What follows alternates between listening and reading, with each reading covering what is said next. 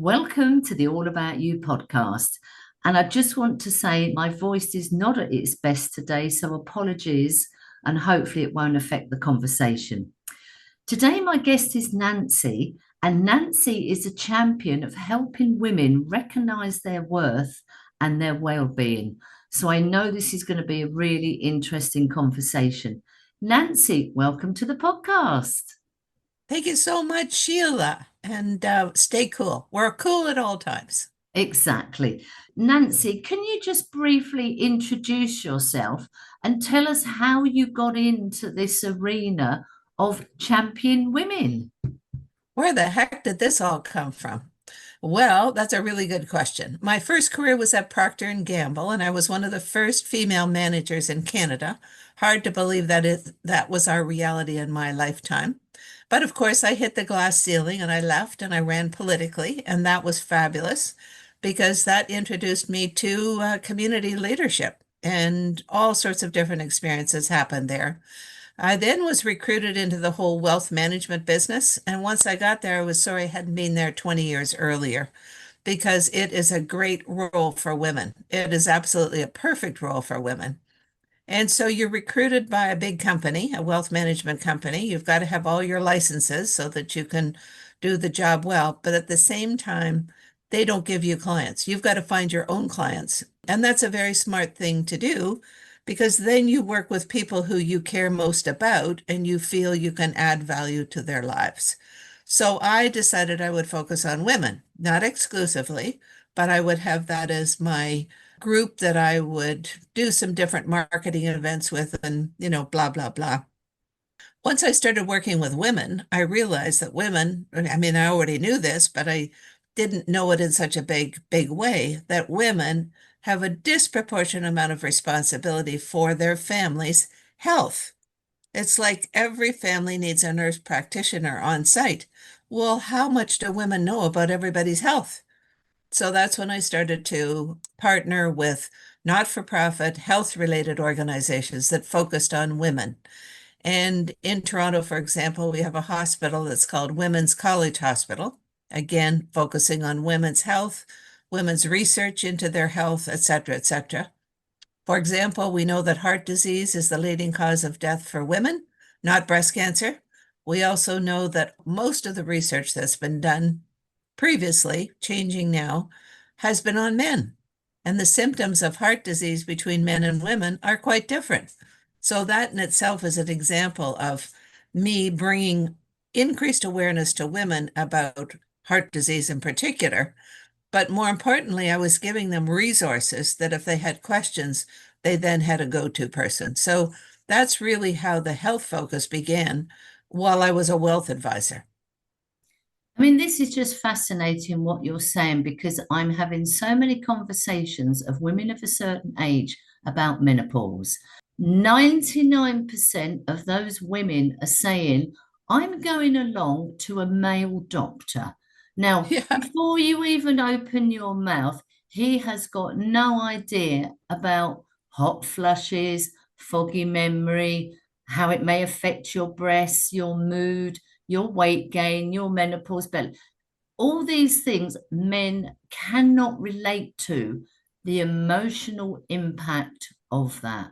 And I just did a special focus on exactly that. This one other hospital in Toronto, Mount Sinai, came out with a program that was front and center, very, very smart marketing, called Hot and Bothered. Hot and Bothered. And they pushed out all sorts of different examples. And I picked up on it because I thought, you know what? Women's positive leadership trajectory tends to be in their 40s. That's just when you've got enough of a base in place that you're ramping up to take on bigger roles. That's also when those menopausal symptoms kick in, and no woman ever wants to be embarrassed in public. And so if you think you're going to have hot sweats, or you think you're going to have a brain fog, or you're just not feeling yourself, you find a way to step away. And women should not be stepping away at that age and stage. So I did an online presentation. I then was invited to speak at a wealth advisory conference where I knew it would be mostly men. And I did focus on men's menopause, which is andropause. But the effects of andropause are certainly not the same as they are for women and menopause. And, I pointed out to this audience, mostly men, that every single woman in this entire world, if she lives long enough, will go through menopause. I mean, this is incredible. It's so interesting, isn't it? Because if you think about it, women, we go through puberty, and that's a lot more than the guys go through. And then you've gone through puberty, and then you may go through the period and the chapters in your life of trying for a baby, becoming pregnant, having a baby, raising a child. And just when you think, okay, the child is a teenager now, I can do my, you've probably got a very short gap before the menopause kicks in, because some people are starting perimenopause in their mid-30s. So no sooner have they Exactly. sort of thought, right, I'm in a position now, the kids are in school, I can do something, that then kicks in. And I always said we need far more women in leadership roles, whether that's in business, in government. However, until it's the men that start having babies, that's really not going to happen. So with the Correct. glass ceiling, the menopause, having children, absolutely. It's a bit of a toughie, to say the least. It is, but I agree with you 100%. 1,000%. We need many more women in significant leadership roles. We see what in the world is going on now, and I think if there were more women leading the way, life would not be as chaotic and disrespectful to just simple basic humanity. Yeah, I absolutely agree with you 100% there. We'll have to rename our interaction 100%. Okay, so Nancy, so let's get into the thick of all this now. Let's talk about why a woman would come and see you, and what are sort of the typical things that she wants help with. Well, that's a really, really good question. Often it's a career challenge. Come to a fork in the road, which way do we go here? And so we can talk through that. We talk through in terms of, okay, what do you want? What are the priorities in your life? To what do you aspire? And then we work it through. We work it through. So it ends up being more of a coaching session than anything. But I always go back to health. If you don't have your health, you're not going anywhere anytime soon. So you first of all have to look after yourself and do a health inventory. Like, is there anything in my health scenario that needs attention at the same time while I'm getting to what my ideal aspiration is? Then the wealth scenario is, well, what about your whole wealth situation? Is this something that requires specific attention, or do you feel that you're in a really, really good spot right now?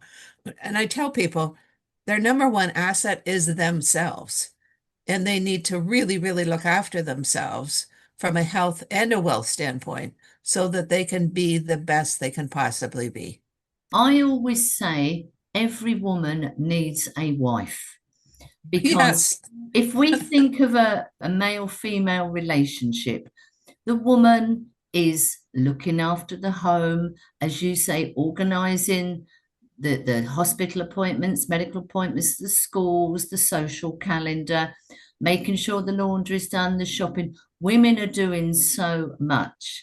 And we're generally at the bottom of that list. We're making sure everybody's got everything they need, and we will take what's left. But we've got to think of it the other way round, saying, okay, when I've had enough sleep, I've eaten well, and I feel rested, I can then tackle everybody else because I've got the energy, because I've put myself first. But we don't. We fill everybody else's cup first, and then whatever we've got left at the end of it, that's for us. and you know what? Women are their worst enemies. We take on all of that willingly because we can do all those things easily. But the best thing that we can do is say, let me show you how to. Why don't you go? And they're probably not going to do it the way you think it should be done. But so what? As long as the job gets done, it's a job you didn't have to do. So women really, really, really need to think about not taking on all of the things that they do and thinking of other ways that they can pass it along to somebody else and just living your life smartly. I mean, we know about smartphones and smart TVs and smart, so women just need to be smart. And I guess we're not taking the time just to sit down and go, okay, where am I health wise? Have I got any issues? Is there anything I've just a little bit, this isn't right? And again, financially. I mean, women are Correct. generally wearing the hats of the accountant, the chef, you're running a hotel, but we never take the time to say, what's in the bank account? Are we using the bank the best way we can? What stage of the life are we in, as in for future planning? Because we all know time is going so damn fast. And you might think retirement or sending your children abroad on scholarships or university, whatever, that's going to come round very, very fast. Exactly. And this is where the worth aspect comes from, women, worth, and wellness. I think it's important for women to say to themselves, I am worthy. I am worthy. So if I am worthy, how can I enhance my worthiness? And that doesn't mean doing more of those stupid jobs that somebody else can do. Like, I am worthy, and you got to free yourself up so you can move yourself forward to be the very best you possibly can be. It is your life. So you need to own it. You need to be selfish. You need to be respectful. I'm not saying that you're being rude or blasphemous or disrespectful. I'm saying just know that you are worthy to live your best life. And how can I do that well? Often we spend our time thinking about everything that has to be done rather than sitting and talking to yourself with that whole worthiness message, saying, okay, what else can I do to enhance my own well-being? Oh my God, this is so hitting a nerve because, we all start the day with a to-do list. You may Right, have a full-time job, you may have children, you may be the sandwich generation where you've got children and you've also got elderly parents. So right. it's generally the women that are juggling so many balls, it's just untrue. But it's just taking this time to go, okay, who am I? Because I think a lot of women lose their identity. You're a mum, you're a Correct. daughter, you know, you're the social planner of your group, etc., etc. So, do you ask the ladies questions? Because I think it's often easier to respond to someone asking you a question rather than try and come up with your own question about where are you in like the health, wealth arena. Well, I think one of the most powerful questions is, okay, let's anticipate this. If this is the approach you want to take, let's anticipate some possibilities as the future unfolds. And so basically, it's back to the individual. Okay, let's play this out a little bit. Then you need to be a really, really good listener and hear what they have to say. And if you really disagree with what they're saying, you need to be challenging. But at the end of the day, obviously, they're going to make their own decision. But if the person is single and doesn't have somebody kind of, questioning them, they may be heading in a wrong direction at 180 miles an hour.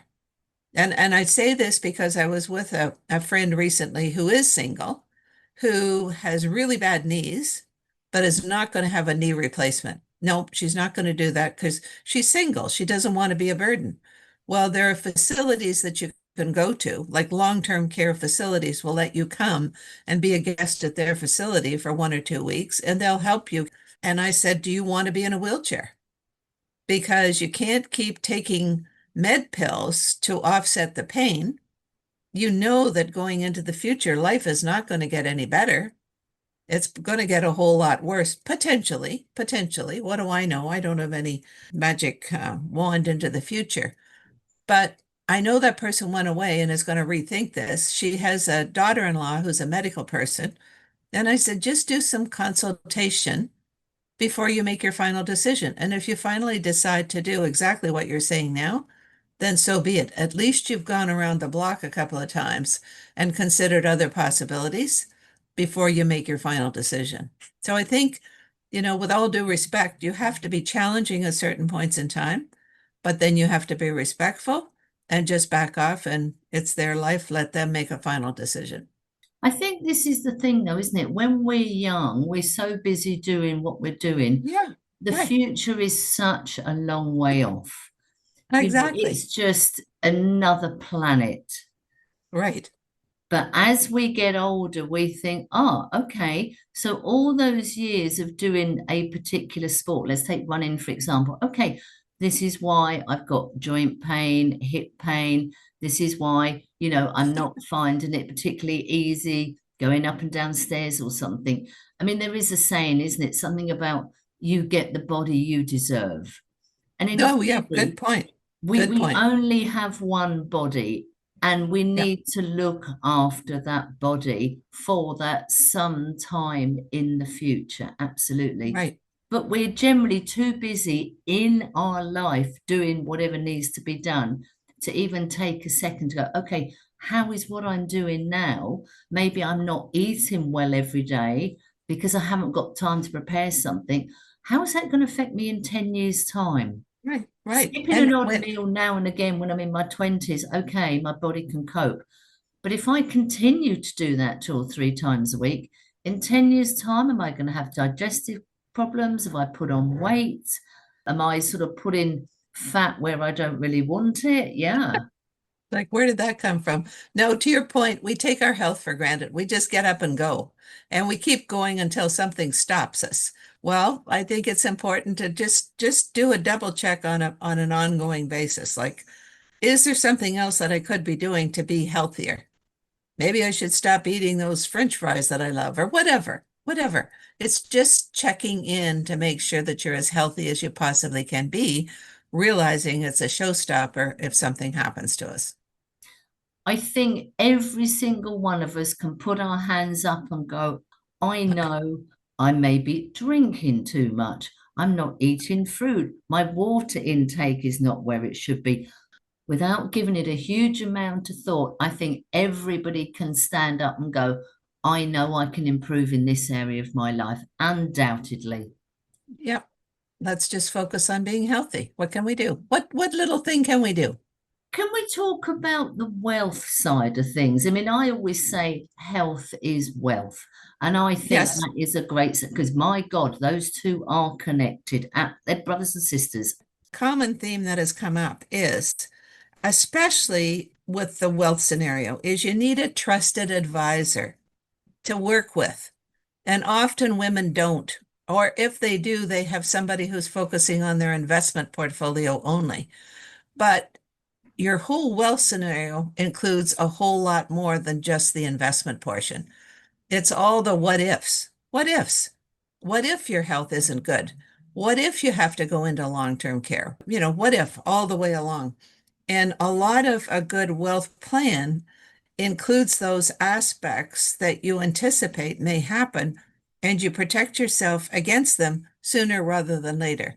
For example, one area that's become extremely popular and important is critical illness insurance. And this was a new phenomenon, probably, it was when I was in the business, which is probably about 25 years ago or 20 years ago. Up until then, there was no critical illness insurance. If you got breast cancer, you had to use your own funds to look after yourself. But the what ifs are, if something like that happens to you, how well are you able to survive it?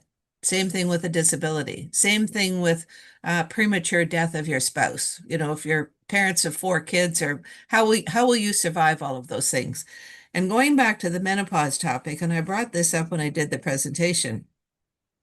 If you ever want to find out how healthy you are, this is a good way to do it.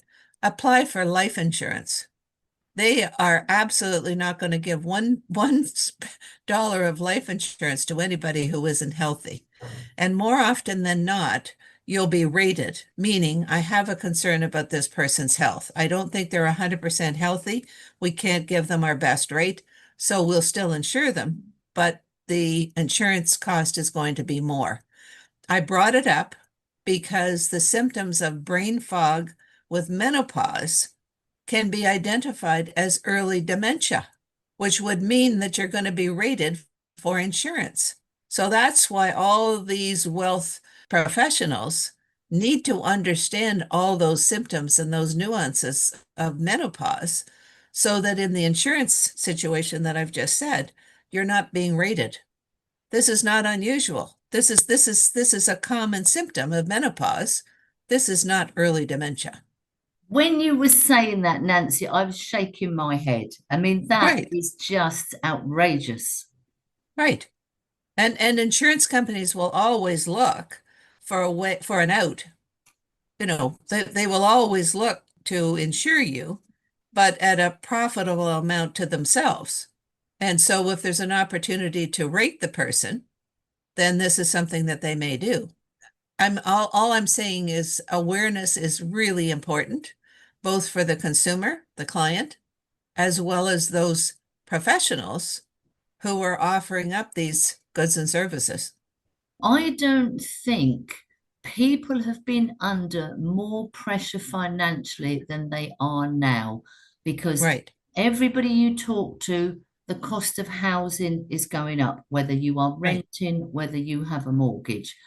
The cost of living, as in utilities, the cost of food, transportation, whether that's petrol for your car or public transport, is going up. Everything is going crazy for everybody.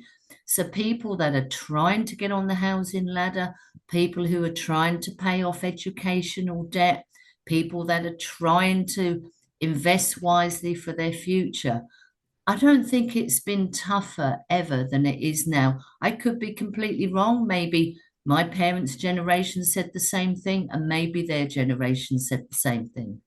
well, no, I agree with you 100%. I think in their day, they had many fewer options for support. Credit was basically non-existent.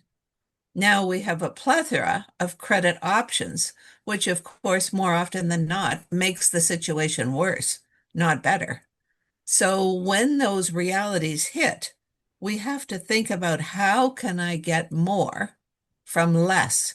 Going back to the investment portfolio, that doesn't mean that you're going to take more risk, but it does mean, okay, what do I need this money for? And how can I ensure that I'm going to have what I need when I need it?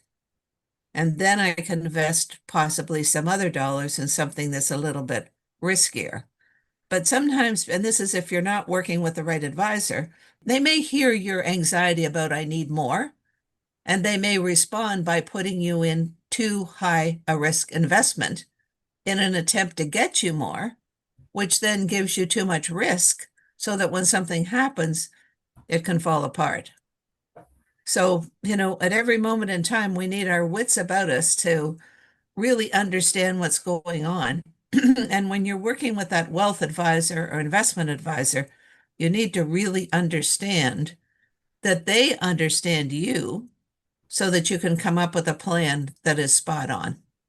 And I imagine if somebody goes along to a wealth advisor, this is probably the first time you have really looked into your bank statement and go, oh my God, we're paying this for cable TV. Oh my God, how come we managed to spend X number of pounds, dollars, euros a month on takeaway food?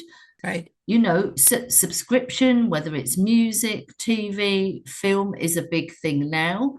Food delivery, Oh, I mean, isn't that ordering. crazy? So this is all on top of our normal supermarket, our normal utilities, and your sort of accommodation.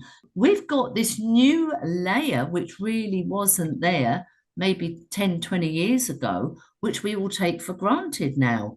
It's probably not until you actually lay yourself bare in front of a wealth advisor going, well, I didn't realize we're spending X on takeaway food or all our various entertainment subscriptions.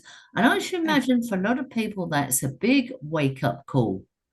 Yes, exactly. And life is just moving so quickly that you just don't take the time to say, wait a minute, we got to just stop. We need to do a reset, a redirect. And that's a really, really, really tough thing to do. If you're a couple where your partner wants to do this and you're thinking this, imagine if you've got kids, all the things that they want, and you want them to be able to keep up with what in the world's going on. But on the other hand, maybe that's the kind of thing that is just having the treadmill on too high a rate. So you just have to say, look, let's just stop this for a minute and do an assessment and a possible redirect. I'm not saying that we will, but maybe we should. I mean, if you think about it, if you are worrying about your finances, you are not sleeping well. It's not good Right. for your heart, your blood Right. pressure, etc., etc. I can see this link totally, Nancy, between wealth regarding your health and wealth regarding your finances. If you're worrying about money, you're not sleeping well, you're probably, smoking more, eating more chocolate, Right. or whatever you do when you get stressed. Maybe you don't eat at all. So I can just see these two things coming together. If Correct. I'm looking after myself, I can think clearly, going, okay, do we really need all these subscriptions? Or as a family, are we better to sit down and play a board game, go for a walk, as opposed to sitting there on our phones in front of a film, in front of TV? Yeah, I get it. The penny is so dropping, Nancy. Yeah, I think probably the bottom line message to this whole topic is let's us be as smart as our phones and our TVs are. Let us be as smart as they are. And to be smart, you need to think about what's going on, what's happening. The thing is, we need to just slow down and go, okay, I'm just going to look what I have done today. Let's just take a snapshot of today. What have I done for my health? What did I have for breakfast? What did I have for lunch? Or did I even have lunch? Or was it grabbing something on the go? Do I have plans for dinner tonight? Or am I just going to run into the supermarket and grab whatever's there and throw it at everybody? If we just take a snapshot of our health today, are there any improvements I could have made? Just one snapshot today. And then maybe tomorrow, okay, I realized I didn't eat a single piece of fruit today. What's the best thing to do? Okay, I'm going to buy a bag of apples and I'm going to put them on the coffee table where I will see them every time I walk past it. I know I've got to eat one apple today. That's all I'm going to do today is Good for for my you. health, do Yep. everything what I'm doing, but I'm going to add an apple. Correct. Start Correct. small. Exactly. Very start small. And the phrase work-life balance, I do not like because that puts too much pressure on you. My whole approach is what are the priorities for today? What are the priorities? And those priorities will change as the day unfolds. But today's a new day. Really, what do I want to accomplish? What do I need to do?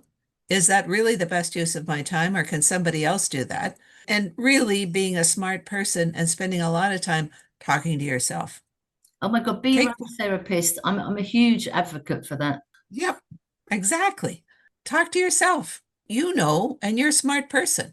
So take 5 minutes. I love writing things down, so you've got a sense of what's important today. But on the other hand, you know that that will change as the day unfolds, and that's okay.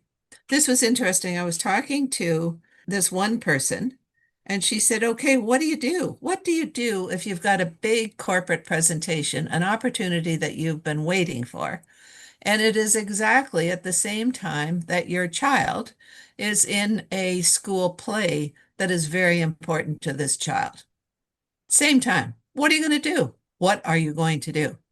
Okay, well, if you don't go to the child's play, what are the ramifications? How are you going to feel about that? And certainly, how is the child going to feel about that? And if you miss that presentation, you probably miss out on a promotion. So which is more important, your child's future well-being and relationship or that promotion? Anyway, this person chose the child's play, and sure enough, the other person who stood in for her got a promotion.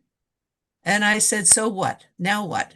Just so what? Now what? If you just wait it out, you will probably find a couple of months, 6 months, 1 year, up comes an opportunity that you never ever would have had you done that presentation and gotten that promotion, and now you're much further ahead.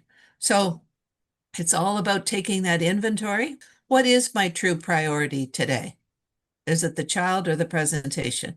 I'll miss the promotion probably, but you will never miss out on that relationship with your child because you missed going to that presentation? What is the priority for me, my well-being, and my future?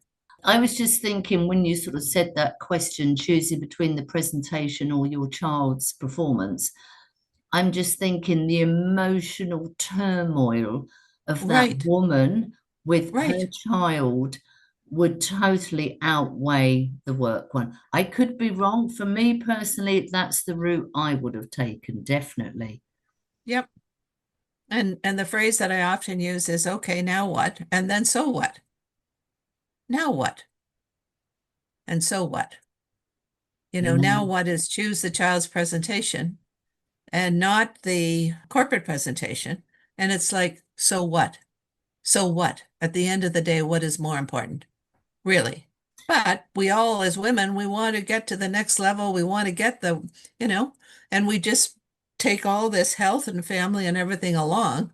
But sometimes we just have to reprioritize and say, no, this is what's important. And more often than not, people will respect you for not getting caught up in a wave. I mean, Nancy, you have given me and anyone who's listening to this so many things to think about. It's just incredible. Nancy, where can people get in touch with you? You're in Canada now. You Right. deal I'm in with Canada. clients around the world, yeah? Yeah, we've got more things coming this fall, but I would suggest very, very simply that people send me an email because that then gets them into our database. And my email is nancy@womenworthwellness.com. Nancy@womenworthwellness.com.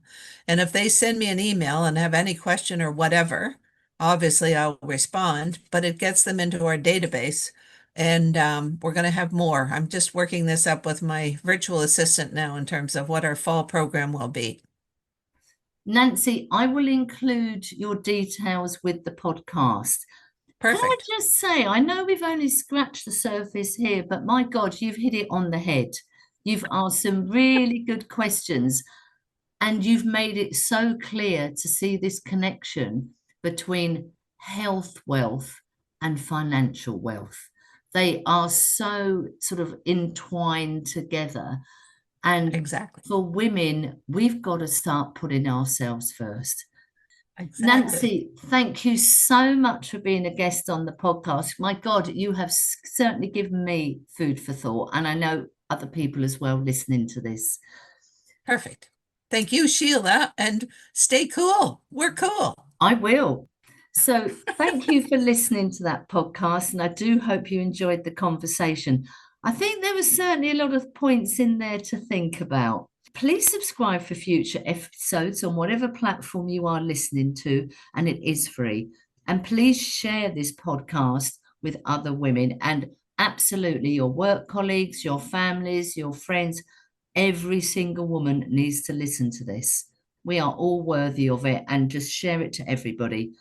And if you have a story to tell or something you want to get across to people, please contact me on allaboutyoupodcast@yahoo.com and let's tell your story.